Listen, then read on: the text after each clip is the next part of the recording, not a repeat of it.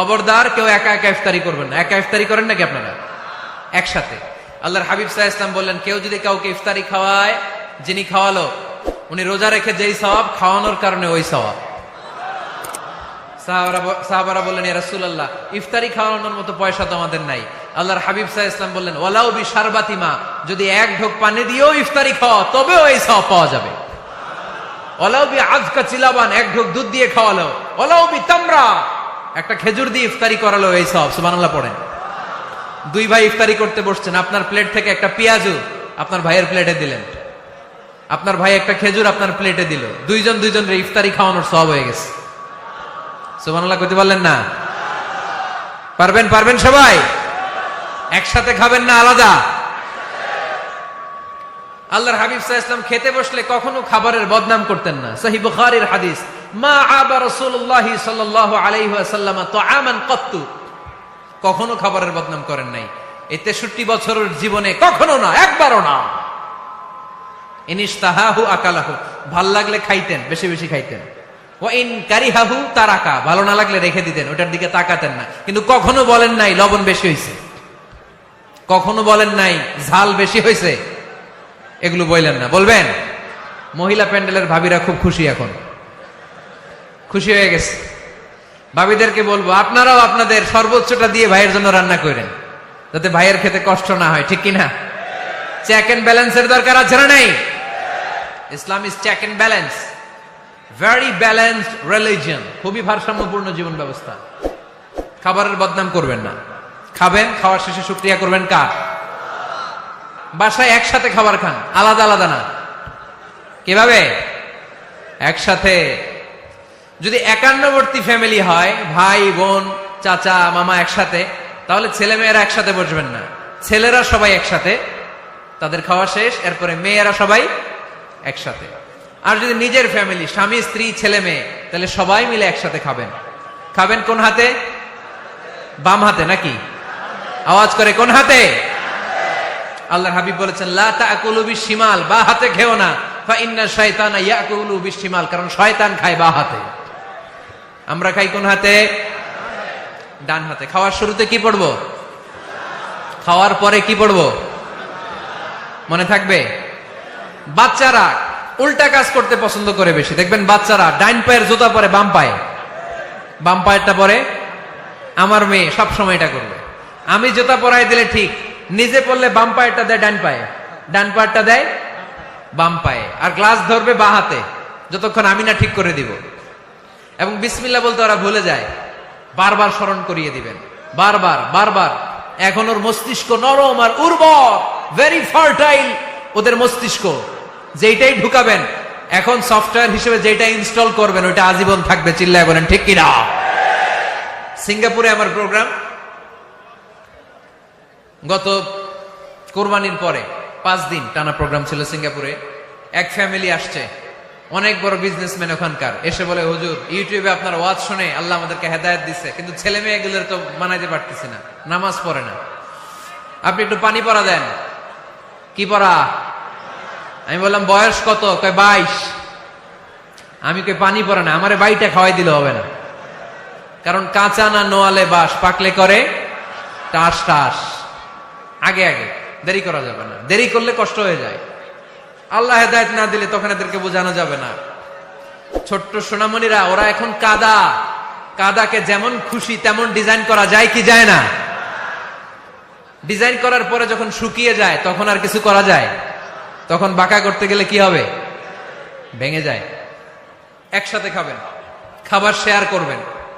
একে অপরের সাথে খাবার শেয়ার করলে মহব্বত বাড়ায় দেয় কে? আল্লাহ তুমি কবুল করো। গুরুত্বপূর্ণ বিষয়ে সিদ্ধান্ত নিতে পারিবারিক বৈঠক করুন। Family meeting. কি মিটিং করেননি? না নিজের ইচ্ছা মতো সব সিদ্ধান্ত? ওয়াশাবিরহুম ফিল আমর ফাইদা আযামতা ফাতাওয়াক্কাল আলাল্লাহ। মুশাওয়ারা করো, পরামর্শে বরকত আছে না নাই? অনেক বরকত, অনেক। আল্লাহর হাবিব সাল্লাল্লাহু আলাইহি ওয়াসাল্লাম পরামর্শ করতেন। অনেক লম্বা লম্বা হাদিস আছে, এগুলো বললে অনেক রাত হয়ে যাবে, আমি ওদিকে আর গেলাম না। পরামর্শ করবেন। 8 নাম্বার 7 নাম্বার ছিল কি করবেন? কি করবেন? স্ত্রীর পরামর্শের গুরুত্ব আছে। আল্লাহর হাবিব সাল্লাল্লাহু আলাইহি ওয়াসাল্লাম নিজেও অনেক জায়গায় স্ত্রীর পরামর্শে বেঁচে গিয়েছেন। বিষ্ণু সাল্লাল্লাহু আলাইহি ওয়াসাল্লামের মাথায় বুদ্ধি আসতেছে না, আম্মাজান উম্মে সালামা রাদিয়াল্লাহু তাআলা আনহা হুদাইবিয়া সন্ধির সময় বুদ্ধি দিলেন, ওই বুদ্ধিতে কাজ করার সাথে সাথে প্রবলেম সলভড। মনে করেন না যে ওনাদের মাথায় বুদ্ধি নাই, অনেক চিকন বুদ্ধি আছে, কাজে লাগাবেন, মাঝে মাঝে নিবেন।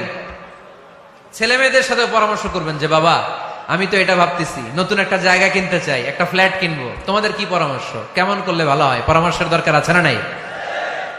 অনেকে জুনিয়রদেরকে দাম দিতে চায় না, মাঝে মাঝে জুনিয়ররা সিনিয়রদেরকেও হার মানায়। চিল্লায় বলো ঠিক কিনা?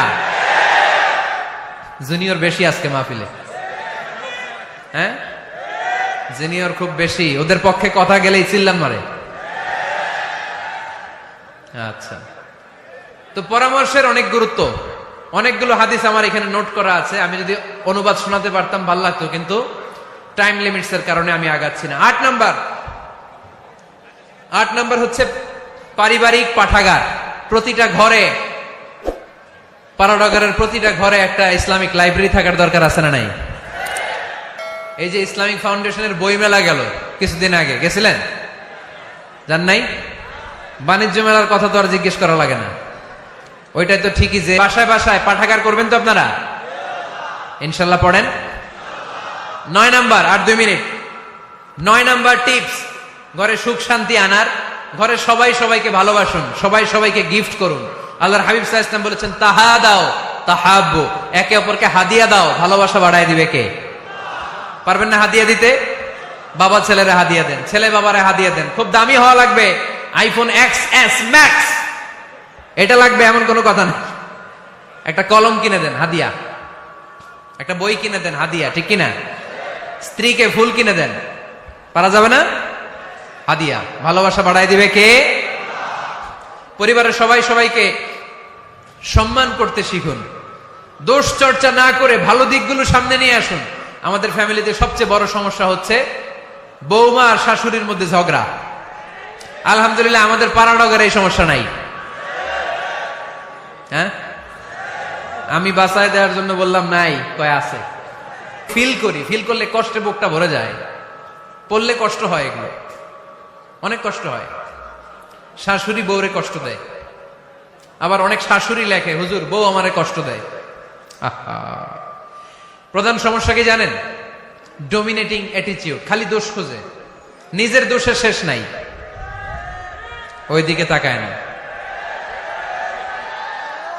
পোলাপাইন গুলা কইতেছে ঠিক, তার মানে বহুত জ্বালা যন্ত্রণায় আছে। বউ কয় কারে ভালোবাসো, আমারে না তোমার মারে। মা কয় কারে চাস, আমারে না তোর বউরে। মাঝখান দিয়ে আমগো জীবন তেজপাতা, ঠিক কিনা?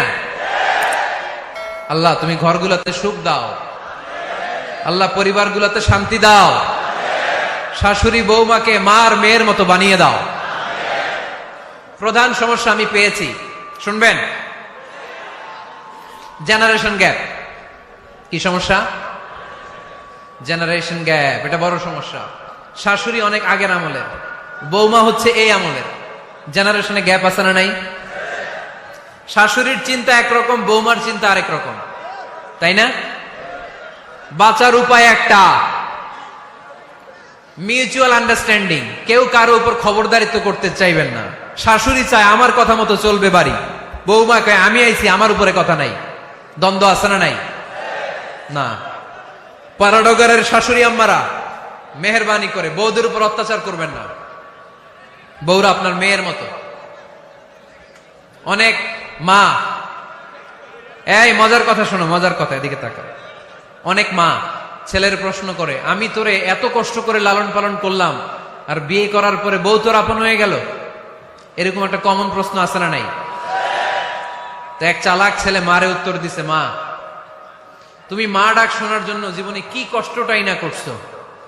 আমারে তুমি 10 মাস 10 দিন পেটে ধারণ করছো, এত বড় বস্তা, খাইতে পারতা না, টয়লেটে যাইতে পারতা না, খালি বমি করতা, ওষুধ খাইতা। 10 মাস পেটে ধারণ করলা, 2 বছর দুধ খাওয়াইলা, আমার পেশাব পায়খানা পরিষ্কার করলা। এরপর 2 বছর বয়সে, 3 বছর বয়সে আমার মুখে বোল ফুটলো, তখন আমি তোমারে ডাকতে শুরু করলাম মা মা। এই মা ডাক শোনার জন্য তুমি এত কষ্ট করলা, আর পরের বাড়ির মাইয়া বাড়িতে আইসাই তোমার ডাকা শুরু করছে মা মা। তো যেই লোক তোমারে মা ডাকে তারে আমি ভালোবাসবো না কেন মা?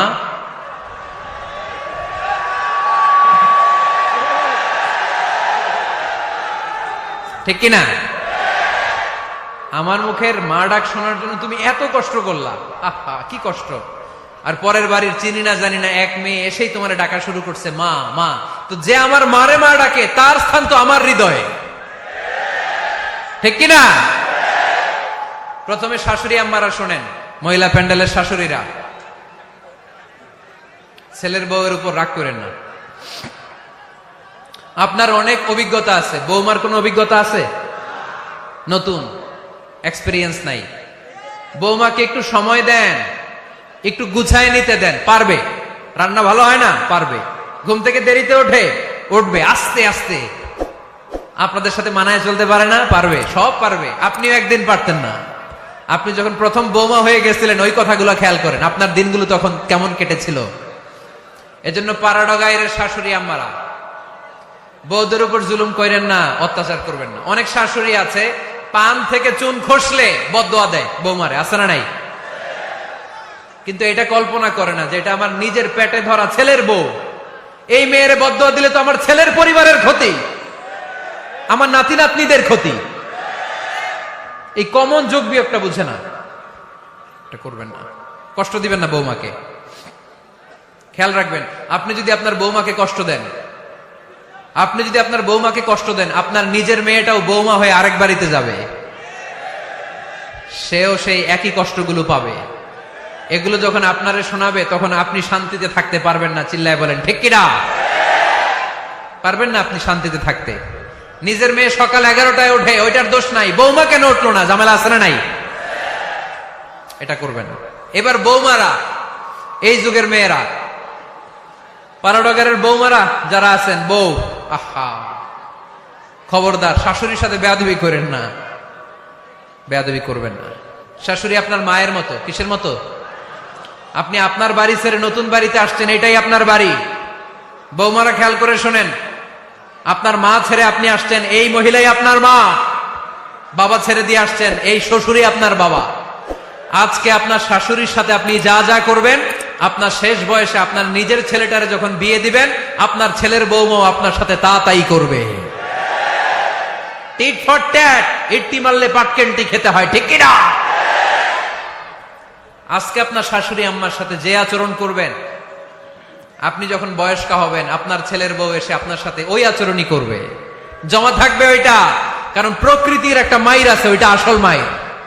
The nature has its own return. প্রকৃতির খেলা বড় খেলা। একদিন আপনার বউমা ওইটা আপনারে ফেরত দিবে, সুদে আসলে, ঠিক কিনা? এজন্য খবরদার, খবরদার। শাশুড়ির দোয়া নেন, পাশে আম্মা নাই, এটা আপনার আম্মা। বৌমারা কি করে আপনারা শাশুড়িদের মন জয় করবেন, আমি খুব সহজে আপনাদেরকে শিখাই দিচ্ছি। আপনারা খেয়াল করে শুনেন। শাশুড়িরা আসলে বেশি কিছু চায় না। আগের কালের নারী তো একটু আনুগত্য চায়, একটু আম্মা আম্মা শুনতে চায়। কি শুনতে চায়? আম্মা আম্মা। অল্প কয়েকটা কাজ করার মধ্য দিয়ে আপনি আপনার শাশুড়ির মন জয় করতে পারেন। কি করবেন? শাশুড়ির মাথার চুল আঁচড়ে দিবেন। কি করবেন? আহার, এগুলো এখন নাই। ওই চুল আশ্রয় দিমু, তোমার বউরে বললো চুল আশ্রয় দিতে। তো বৌমারা আপনারা শাশুড়ি আম্মার মাথার চুল আঁচড়ে দিবেন, মাথার চুলে তেল দিয়ে দিবেন, দেখবেন খুশি হয়ে যাবে, খুশি হয়ে যাবে। প্রেশারটা মেপে দিবেন, একটু ডায়াবেটিক্সের ওষুধ খেলো কিনা একটু খোঁজ নিবেন, সকালে হাঁটতে বেরোলো কিনা একটু খোঁজ নিবেন, ওনার কাপড়গুলো একটু আয়রন করে দিবেন, কি খেতে পছন্দ করে মাঝে মধ্যে একটু রান্না করবেন। বাইরে গেলেই আম্মাকে জিজ্ঞেস করুন আম্মা আপনার কিছু লাগবে কিনা, এগুলো খুব পছন্দ করে। আর বয়স্ক নারীরা, ওনারা ওয়াজ মাহফিল বা ইউটিউবে বক্তাদের আলোচনা শুনতে খুব পছন্দ করে, ঠিক কিনা? আপনার শাশুড়ি যেই বক্তার আলোচনা ভালো, যেই বক্তাদের আলোচনা শুনতে পছন্দ করে, ডাউনলোড করে দিয়ে এই ওয়াজ শোনায় ব্যস্ত রাইখা দেন, আপনি আপনার মতো সময় কাটান, ঠিক কিনা? সহজ সহজ। আরেকটা টিপস, শাশুড়ি আম্মারা নবীদের কাহিনী শুনতে খুব পছন্দ করে বয়স্ক নারীরা, ঠিক কিনা? নবীদের কাহিনী সম্বলিত বই কিনে দিন, মাঝে মাঝে নিজে এগুলো পড়ে শোনান, নিজেই পড়ে শোনান।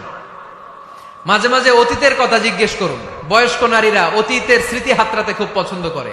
মাথার চুল আঁচড়াতে আঁচড়াতে আপনার শাশুড়িকে জিজ্ঞেস করুন, আম্মা মুক্তিযুদ্ধের সময় আপনার বয়স কত ছিল বলেন তো? মুক্তিযুদ্ধের সময় আপনার এলাকায় কি হয়েছিল, ঘটনাগুলো শোনান। ঘটনা বলতে শাশুড়িরা খুব পছন্দ করে, আছে না নাই? দেখবেন বয়স্ক নারীরা, পুরুষরা অতীতকালের গল্প বলতে পছন্দ করে। একবার জিজ্ঞেস করবেন, আম্মা বিয়ের সময় আপনার বয়স কত ছিল? বিয়ের সময় আপনি দেখতে কেমন ছিলেন? বিয়ার কথা যখন কইবেন দেখবেন ওই দিন বুড়ি মাগার জোয়ান হয়ে গেছে গা, ঠিক কিনা? শাশুড়ি আম্মারা এগুলো খুব পছন্দ করে স্মৃতি হাতড়াতে। তখন বলবে যে মা বিয়ের সময় আমার বয়স ছিল মাত্র 12, তোমাদের তো এই সময় দেরি করে বিয়ে হয়, আমাদের বিয়ে হতো অনেক আগে, আমার মাথায় অনেক চুল ছিল, এখন আর নাই, আমি আমার গ্রামে সবচেয়ে সুন্দরী মেয়ে ছিলাম। এগুলো এগুলো শোনাবে আপনারে। এইভাবে নানাভাবে আপনি চাইলেই আপনার শাশুড়ি আম্মার মন জয় করতে পারেন। এভাবে আস্তে আস্তে যদি আপনার শাশুড়ি আম্মার হৃদয়ে আপনি জায়গা করে নিতে পারেন, দেখবেন আপনার শাশুড়ি আপনার ছাড়া কিছুই বোঝে না। আওয়াজ করে বলতে হবে ঠিক কিনা? তাহলে 9 নাম্বার যে টিপসটা বললাম, সবাই সবাইকে রেসপেক্ট করব, কেউ কারো দোষ খুঁজবো না। শাশুড়ি বৌমাকে নিজের মেয়ের মতো ভাববো, বৌমারা শাশুড়িকে নিজের মায়ের মতো ভাববে, ঠিক কিনা? সর্বশেষ কথা, 10 নাম্বার পয়েন্ট, পরিবারের সবাই সবার জন্য দোয়া করব। রাজি আছেন তো? সবাই সবার জন্য দোয়া করতে রাজি আছেন? রব্বুল আলামিন শিখায় দিলেন কি দোয়া করবেন। রব্বানা হাব লানা মিন আজওয়াজিনা ওয়া যুররিয়াতিনা কুররাতা আ'য়ুন ওয়াজআলনা লিল মুত্তাকিনা ইমামা। রব্বুল আলামিন এমন নেককার সন্তান স্ত্রী আমাদেরকে দান করেন যাদের দিকে তাকালে আমাদের চোখগুলো ঠান্ডা হয়ে যায়। বাবা ছেলের জন্য দোয়া, ছেলে বাবার জন্য দোয়া, স্ত্রী স্বামীর জন্য দোয়া, স্বামী স্ত্রীর জন্য দোয়া। আমরা সবাই সবার জন্য দোয়া করব। রাজি আছেন তো? আমাদের ফ্যামিলিগুলো সুখী সমৃদ্ধ হোক, আমরা চাই কি চাই না?